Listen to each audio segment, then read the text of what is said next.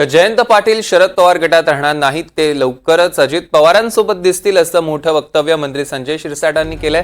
तर जयंत पाटील यांच्या बोलण्याचा अंदाज बांधू शकतो असं विजय वडेट्टीवार म्हणाले.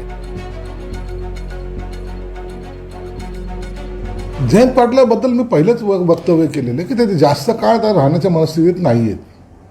तुम्हाला एक सांगतो की लवकरच शरद पवारच्या राष्ट्रवादीमध्ये भूकंप येईल.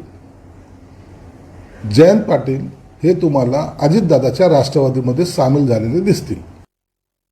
नाही, आता जयंत पाटील मोठे नेते आहेत, एका पक्षाचे प्रदेशाध्यक्ष आहेत. जरा आजकाल त्यांची नाराजी थोडी बहुत दिसते आहे.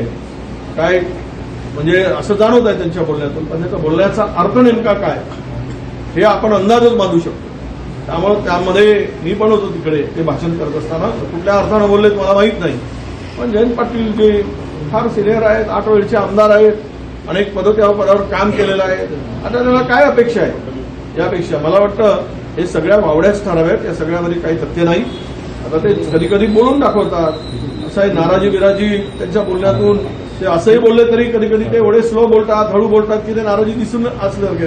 पण त्यांचा स्वभाव आणि त्यांची बोलण्याची ती पद्धत आहे.